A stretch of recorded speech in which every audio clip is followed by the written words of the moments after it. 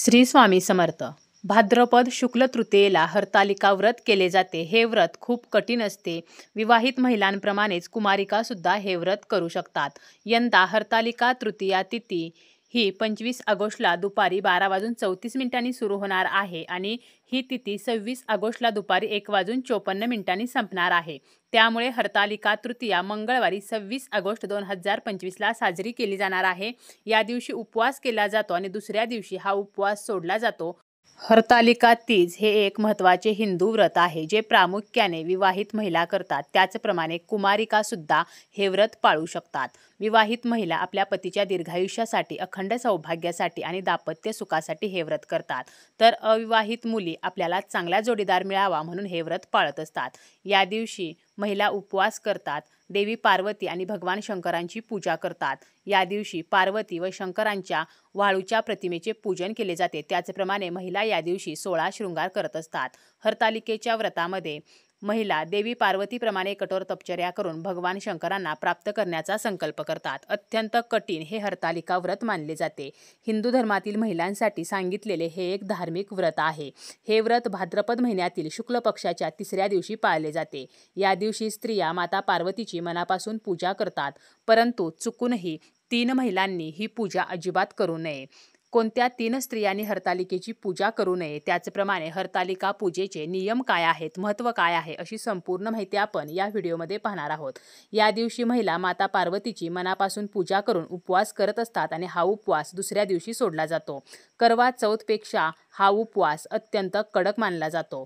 दिवसभर उपवास करून दुसऱ्या दिवशी हरतालिकेच्या पूजेची उत्तर पूजा करून आणि ती पूजा विसर्जित करूनच हा उपवास सोडला जातो.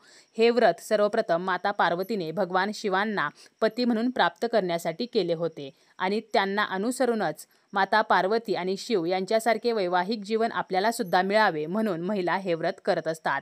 देवी पार्वतीला शिवशंकर यांना पतीच्या स्वरूपात प्राप्त करण्यासाठी तब्बल 107 वेळा जन्म घ्यावा लागला होता. 108वा जन्म घेतल्यानंतर माता पार्वतीच्या कठोर तपश्चर्येमुळे त्याचप्रमाणे तिच्या भक्तीमुळे भगवान शिव प्रसन्न झाले आणि तिला पत्नी म्हणून स्वीकारले होते. म्हणूनच हरतालिका व्रताला विशेष महत्त्व दिले गेलेले आहे. कोणतीही स्त्री जेव्हा सर्व नियम पाळून हे व्रत करते त्यावेळेला तिला माता पार्वतीचा आशीर्वाद प्राप्त होत असतो. आपल्या पतीला दीर्घायुष्य मिळावे, त्याचप्रमाणे आपल्या मुलांच्या जीवनामध्ये आनंद यावा म्हणूनच हे व्रत केले जाते. सर्व व्रतांमध्ये खास असे हे हरतालिका व्रत आहे.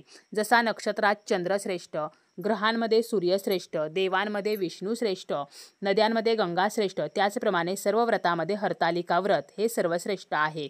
जी स्त्री ही व्रत मनापासून करत असते तिच्यावर माता पार्वतीची विशेष कृपा होत असते.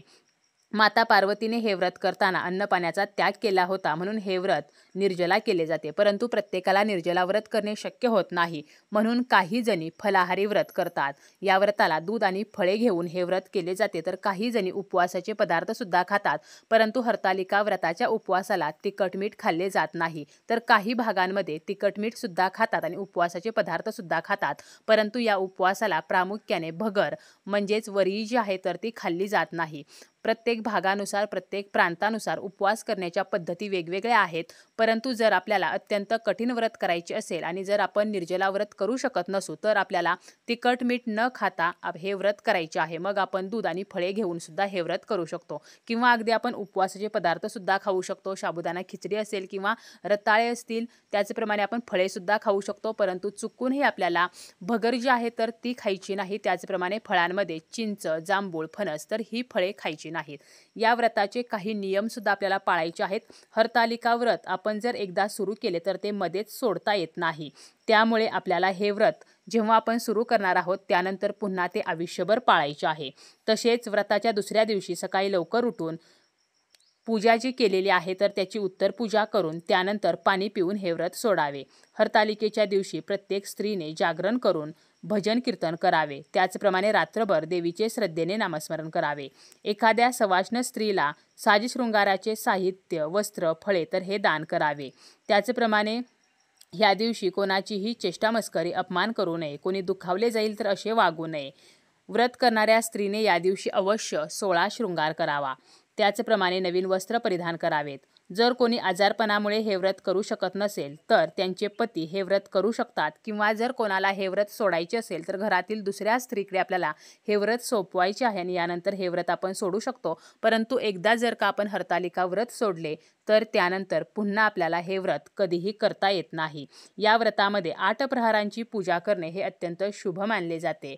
हरतालिका व्रत जे आहे तर ते करायला अत्यंत कठीण व्रत आहे आणि हे व्रत करत असताना आपण जेव्हा पूजा करतो यामध्ये गणपतीची पूजा अवश्य करावी, ज्यामुळे हे व्रत विना अडचणीचे पूर्ण होत असते. तसेच काही चुकासुद्धा आपल्याला या दिवशी करायच्या नाहीत, जसं की या दिवशी आपल्याला काळ्या रंगाचे वस्त्र चुकूनही परिधान करू नयेत. काळ्या रंगाच्या बांगड्या असतील तर त्यासुद्धा घालू नयेत.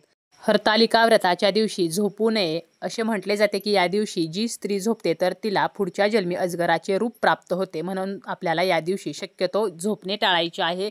रात्रभर आपल्याला जागरण करायचे आहे, भजन कीर्तन करायचे आहे. परंतु काही ज्या महिला आहेत तर त्यांनी मात्र हरतालिकेची पूजा करू नये. कोणत्या अशा महिला आहेत तर ज्यांना मासिक धर्म आहे अशा स्त्रियांनी ही पूजा करू नये किंवा हरतालिकेची कहाणी वाचू नये, कारण हरतालिकेच्या कहाणी पुस्तकाला स्पर्श करायचा नाही. त्याऐवजी आपण हरतालिकेची कहाणी जी आहे तर ती ऐकू शकतो. उपवास मात्र करायचा आहे. जरी मासिक धर्म असेल तरी सुद्धा आपल्याला उपवास करायचा आहे आणि दुसऱ्या दिवशी आपल्याला हा उपवास सोडायचा आहे. परंतु पूजा करायची नाही, कोणत्याही पूजा साहित्याला किंवा पूजेला स्पर्श करायचा नाही. घरामध्ये इतर स्त्रिया असतील तर त्या ही पूजा करू शकतात. आपण फक्त लांबूनच कहाणी जी आहे तर ती फक्त ऐकायची आहे. तसेच ज्यांना सुतक आहे किंवा विठाळ आहे तर अशा वेळेला सुद्धा ही पूजा करायची नाही. उपवास मात्र करायचा आहे, कारण हा उपवास मध्येच सोडता येत नाही. सुतक असेल तर आपण कोणत्याही प्रकारची देवपूजा करत नाही, त्यामुळे हरतालिकेची पूजा सुद्धा करायची नाही. तसेच विधवांनी सुद्धा या व्रताची पूजा करू नये. विधवा हा उपवास करू शकतात किंवा नाही केला तरी चालेल, परंतु पूजा जी आहे तर ती मात्र विधवांनी करू नये. तसेच जर एखादी स्त्री जास्त आजारी असेल तर तिने सुद्धा एखाद्या वर्षी हरतालिकेची पूजा नाही केली तरी काहीही हरकत नाही. गरोदर महिलांनी सुद्धा उपवास करताना तब्येतीची काळजी घेऊन आणि योग्य तो आहार घेऊन हा उपवास करायचा आहे. निर्जला व्रत किंवा फलाहारी व्रत गरोदर स्त्रियांनी चुकूनही करू नये. जर आपल्याला शक्य असेल तरच हरतालिकेची पूजा ही गर्भवतींनी करायची आहे, अन्यथा ही पूजा नाही केली तरी काहीही हरकत नाही. तर अशा प्रकारे ज्यांना मासिक धर्म आहे, त्याचप्रमाणे ज्यांना सुतक आहे, विटाळ आहे, ज्या विधवा आहेत तर अशा स्त्रियांनी ही पूजा करू नये. त्याचप्रमाणे गरोदर महिलांनी सुद्धा शक्य नसेल तर हरतालिकेची पूजा करू नये.